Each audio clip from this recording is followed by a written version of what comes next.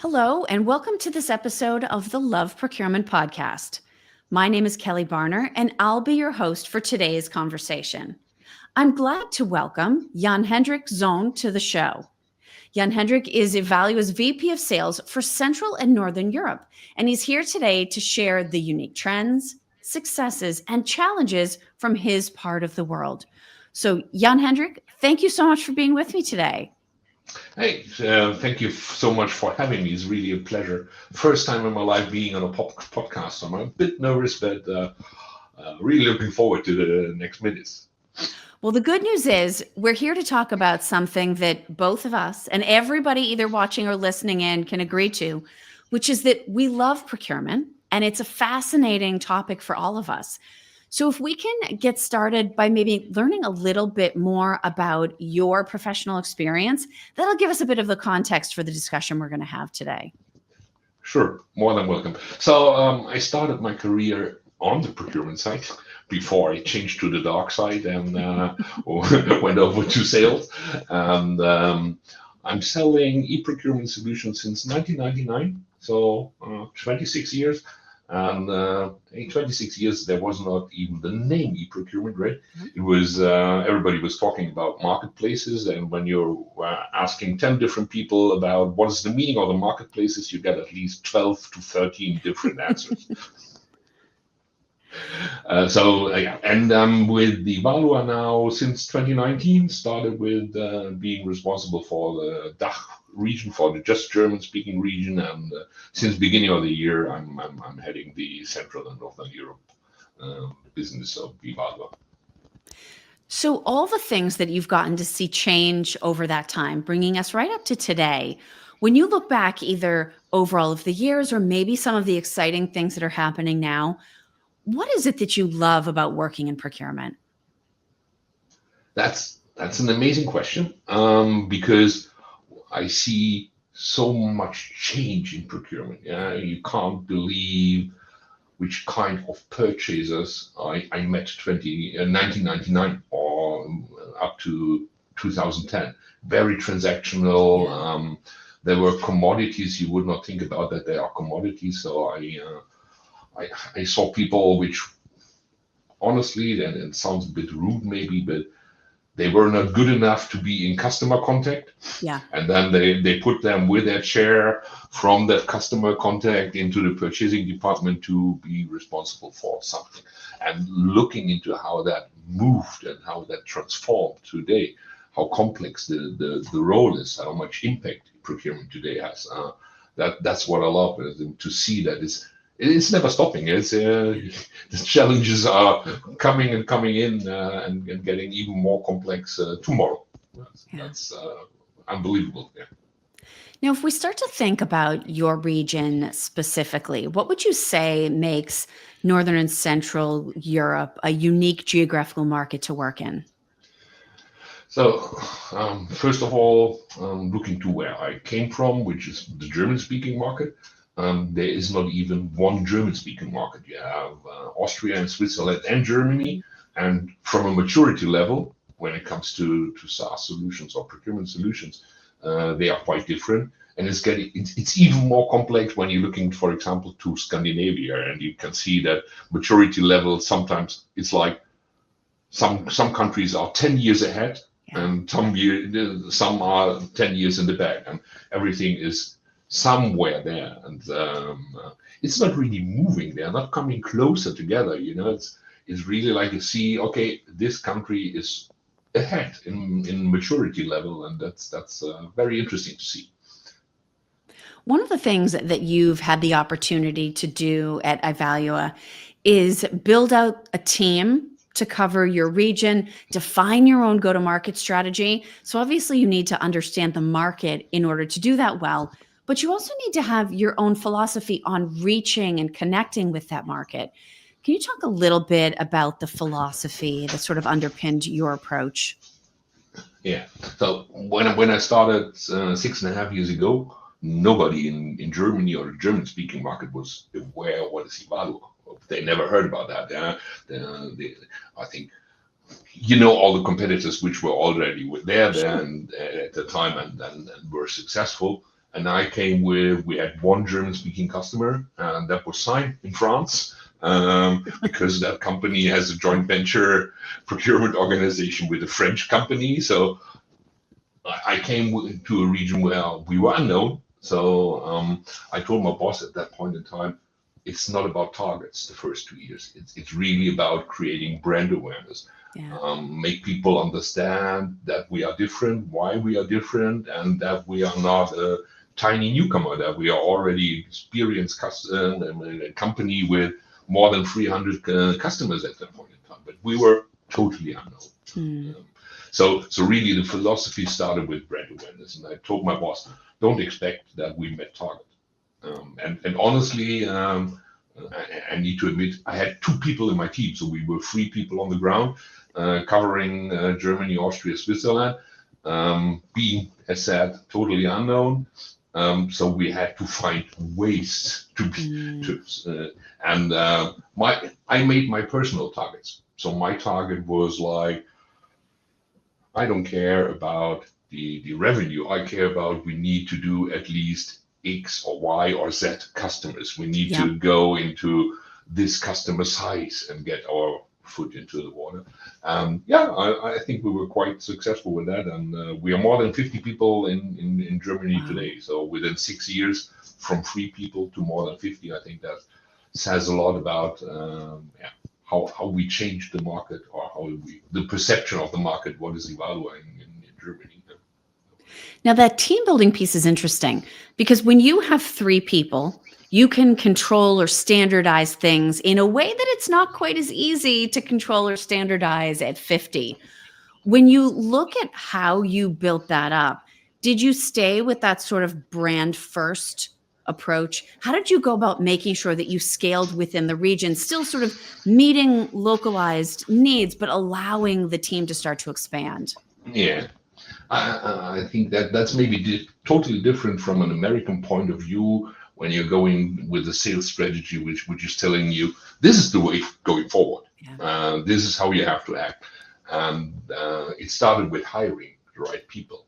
And it started with let them work the way they work best. So every time I hired somebody, I asked my brain, is he qualified? Yes. But I also asked my gut, is there something special with that person, which people will like, which make them trust him? So I never tried to change people. So, and that was really that we have grown a team with a lot of very different individuals. And by the way, some individuals maybe fit more to public sector than others to more. Yeah. So we were really looking into who will fit to which industry, which will resonate. And I think that is one of the magic wands we used in the beginning, really. And on the other side, honestly, we took it very serious which companies will fit to us. So we had a limited resources. We were really focusing on the right accounts.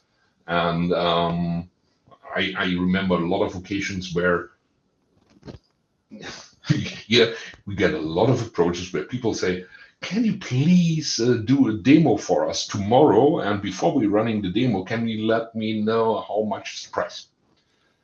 And if they are not looking, if they are unable to tell me which value they are looking for, what makes them special, I already know it does not make sense to work on that account. So we were quite good in out qualifying. My colleagues would say we are good in qualifying, because we try to find that angle out. How can it be interesting for you? How can we make how can we differentiate ourselves? But this is, I think, it's really focusing on doing the right things and not wasting time by just nervously trying to get famous in the market. You need to really focus on doing the right things. And obviously, we were not too bad on that. At least I hope. No, it certainly doesn't seem like it. Let's actually talk a little bit more about that customer mindset, because whether it's honestly a spreadsheet or whether it's another procurement system that's in place, there's a decision that has to be made around change, and something has to motivate that decision. What do you find are some of the primary factors or mindsets that people in your market have around the kinds of change they're going to have to lead to bring in a different sort of procurement solution? I think I could talk about that for hours. um, I try to keep it short. The I need to look into where were we 1999 or beginning of the 2000s, where everything was very transactional, and where everybody was in that mindset. I'm going with that big company with the three letters because I'm using their ERP, and from an IT perspective, that was the secure choice. Even if the project failed, hey, as a CIO, you were always able to say, hey, Right. which different decision do you expect would have been better? Yeah? I've already taken the market leader, and that changed over time to really people thinking about how can we create more value instead of how can we build this functionality. We're coming from a time where, unfortunately, it was like if you name a vendor like a shelf, and there were shelves with sourcing solutions, and then they were choosing in the past. They were like, okay, sourcing is sourcing is sourcing is sourcing, and they were just looking for the best price, Yeah. not understanding that these sourcing solutions were not exactly the same. And that changed a lot. That people are now looking into: is that vendor just delivering a functionality, or is he aiming to create value for us? And Yeah. is it maybe what is unique with them that they can build bigger value for, or create bigger value for us? And that changed in the decision making. But to be honest, we still have the prospects in the market which are going for the shelf, which Mm. still, yeah. But from a percentage point of view, I would say the shelf guys were 99% 20 years ago, and they are maybe today 10 to 20%. But Okay. so our market increased a lot with people now thinking about what's next. Yeah. That's, by the way, also funny that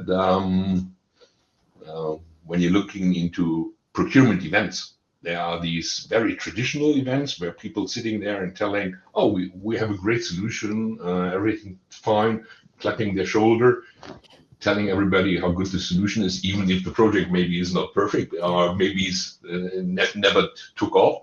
And there are events where you find people which say, okay, what's next? I'm curious. Right. What's the next thing I can do?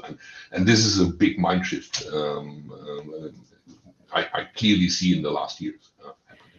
No, it's a massive mindset shift. And if we think about that group of people that's in procurement that is looking at the opportunity and, to your point, are saying, this is great, but what's next? What do those market leaders have in common? So, people that are willing to look forward to be a little bit more visionary, what are maybe some things they share, and how does that play out in terms of what they want from procurement technology? Yeah. Um, Sometimes they don't know what they want, so sometimes we need to let them know what's the best for them. To be honest, but so as we are mainly working with the leaders in the market, yeah, we are working with the big brands. We are uh, quite successful when it comes to winning the number one in the market. Why is that? It's because we are not making them similar. Other vendors coming in and telling them, okay, we are serving number 2, 7, 8, 9, 12, and 13 in your industry. So we understand your business. And I'm always coming with a question: did you get to number one by doing the same like number 2, 7, 8, Yeah. 11, and 12, or because you did something different? And is the solution you're looking for able to support you in being that different? And honestly, that's not just valid for number one in the market, right? Right. Everybody wants to be special, and if you make everybody similar, everybody everything same, then yeah, how to differentiate, how to be better. that doesn't work. And that's one of the strengths. Luckily, I'm working for Ivalua. That's one of the strengths of Ivalua, that we can recognize that companies are different. Yeah. By helping them with configuration, getting the best value and biggest value out of it. So there are companies which have that mindset, but some need to get that mindset also a bit infused by us. Yeah. Yeah. And you can clearly see that, by the way, when you're looking into RFPs. We clearly see when we receive an RFP, we can easily see who helped them issuing the RFP, Yes. and which might, Yep. and so we know already the mindset of the company supporting them in creating the RFP, and yeah, it's very helpful to approach them before you answer them and ask them, is that really what you're looking for? Do you need to get 1,000 answers? But the important things you get no answers about. Yeah, and same thing is valid. All the vendors, including Ivalua, tend to, if you have receive an RFP, you make everything a yes, and your answers, and you will never. Only if somebody's standing with a knife in your back, and then you maybe say, I'm not sure. But so I don't want to sit in procurement shoes. It's not easy for them to understand what is the real difference of the vendors, as we are all working with the same buzzwords. That's really so. This is important to approach them and let them know how they can be different. And how we look into that.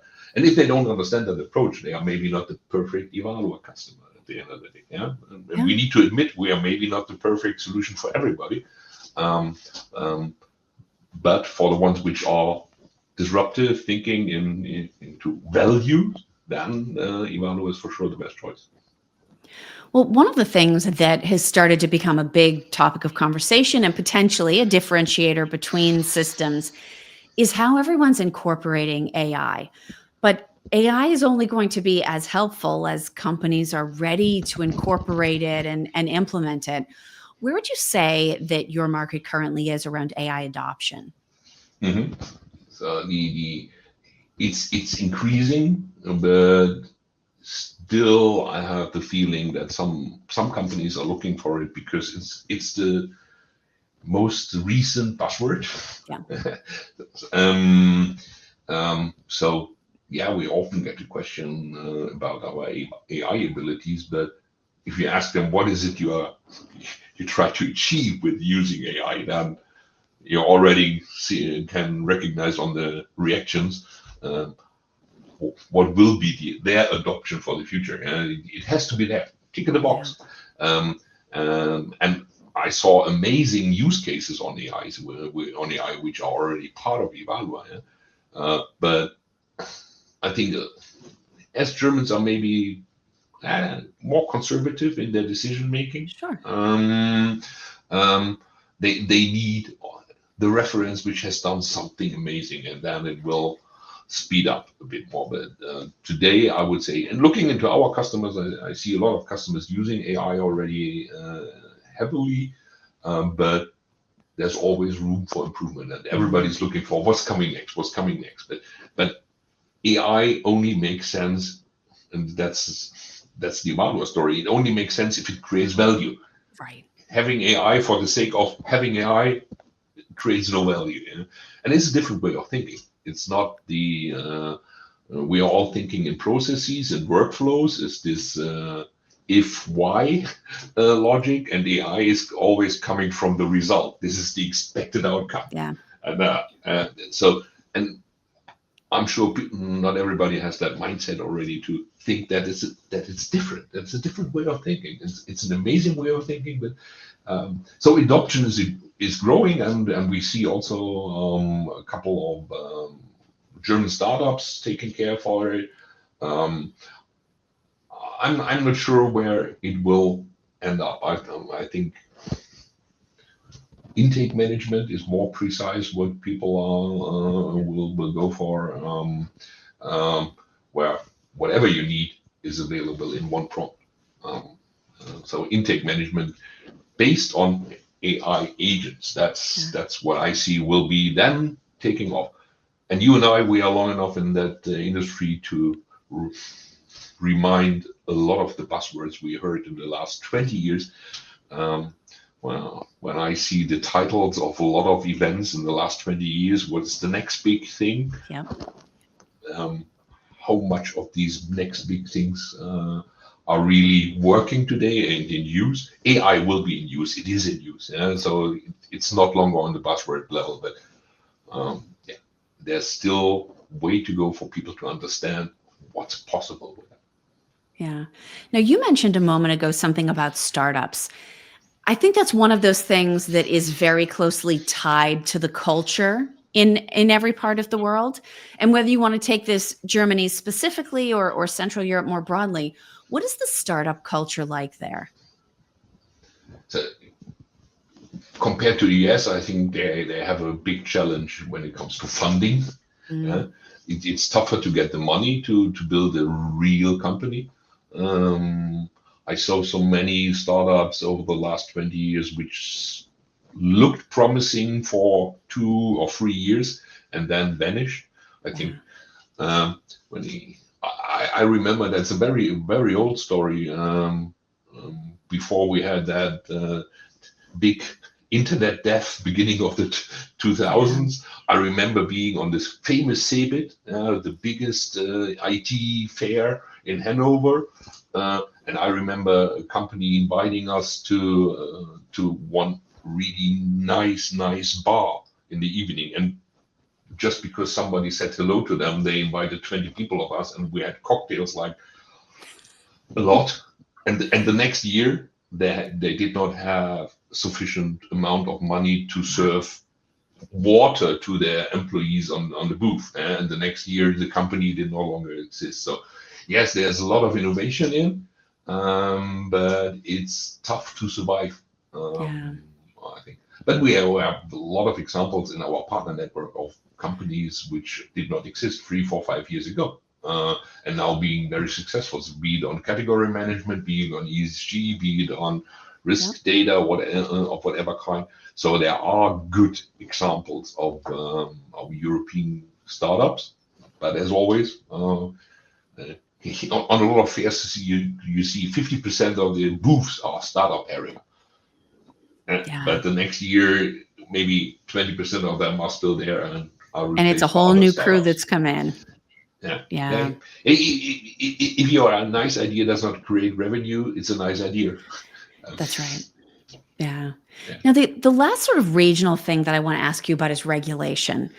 It's another one of those areas that's very different, I think, between the US and Europe very generally, but specific to Germany, to Central and Northern Europe.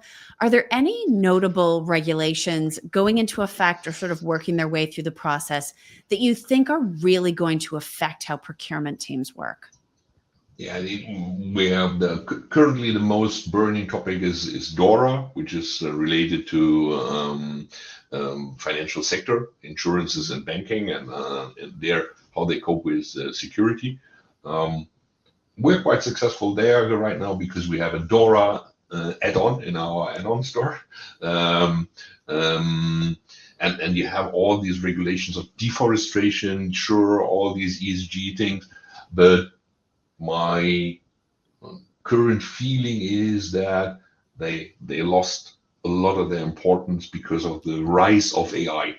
And also what you can easily see is that the European Union or also the German government, that they came with high ambitions on a lot of things. And then got a lot of headwind and took everything a little bit smoother, but still the all these ESG data vendors, they are still heavily in use because of the regulations, but the pressure is not that high to implement that anymore. So not sure if it would be the same if these AI hype came 2 years later. Then we would maybe still on these data, ESG data regulations topic, but it's I don't know which it will be the next regulation tomorrow, which will come,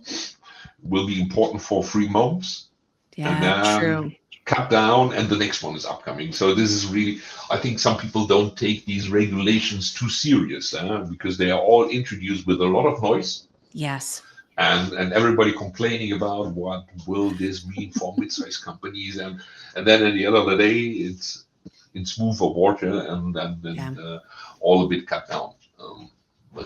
But nevertheless, all these data and regulations, this is all risk. From a procurement point of view, it's all risk. It's Absolutely. like financial risks, geopolitical risk, regulation risk, and not to name that the new workforce people are hiring are really looking into, especially ESG topics, or the customers.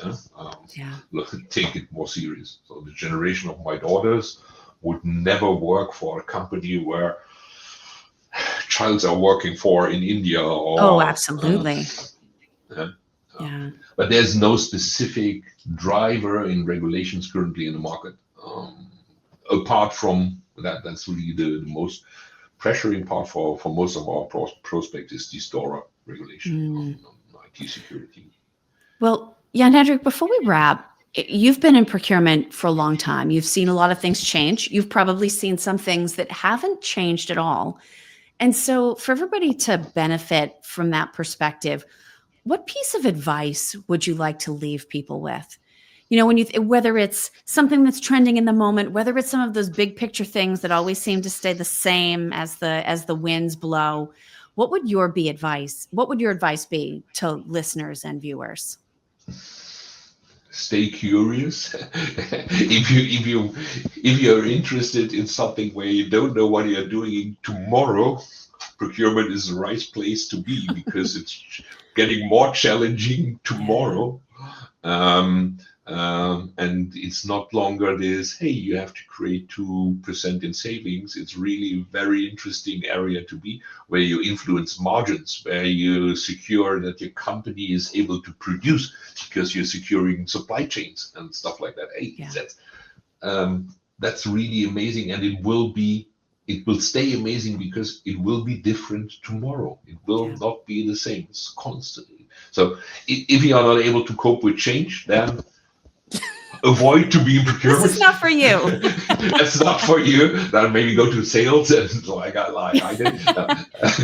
But if you are really looking for change and something which is challenging, then procurement is the spot to be. Yeah. Well, on that note, I would like to be the first person to officially congratulate you for surviving your first podcast interview. You've done an excellent job. This was a very interesting conversation. Jan-Hendrik, thank you so much for being with us today. Thank you, Kelly. It was a pleasure for me, and thank you for having me.